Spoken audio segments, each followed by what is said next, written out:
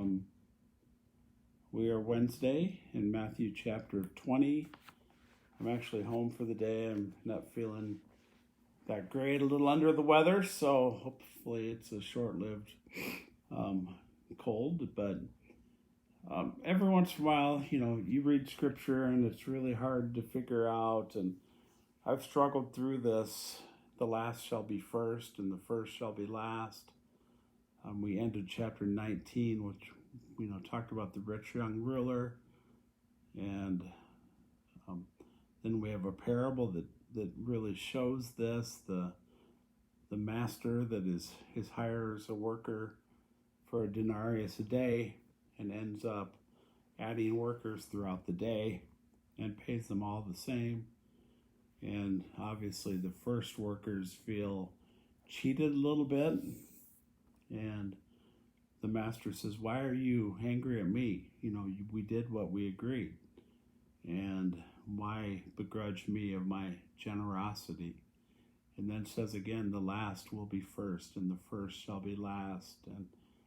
And we see that again in the mother's request, that her sons sit on the right hand and left hand of Jesus in the kingdom. And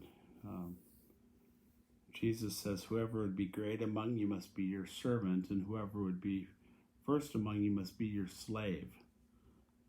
So this aspect of the first being, or the last being first and the first being last, continues throughout this chapter. And it's kind of hard to figure out what that necessarily means. I think it's mainly just telling us things in this kingdom are way different than what we think.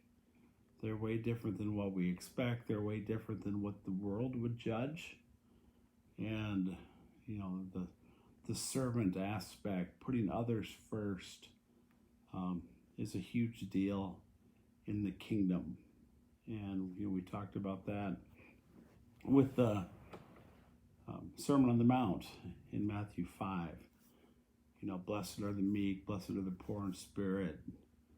That this kingdom of heaven that Jesus is bringing is really upside down compared to how the world judges things. Also in this chapter, Matthew 20, we have the third time that Jesus foretells his death. And we end with the healing of a couple blind men. Jesus touched their eyes. Immediately, they recovered their sight and followed him.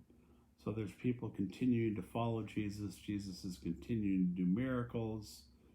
And tomorrow with Matthew 21, we really enter the last week of Jesus' life with his entry into Jerusalem on what we call Palm Sunday.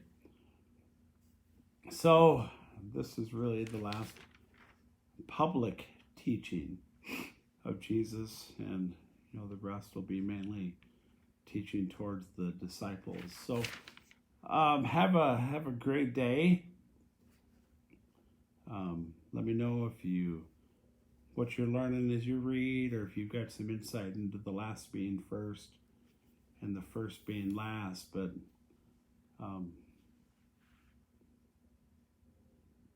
just have a great day, and God bless. Let me know if you have any questions.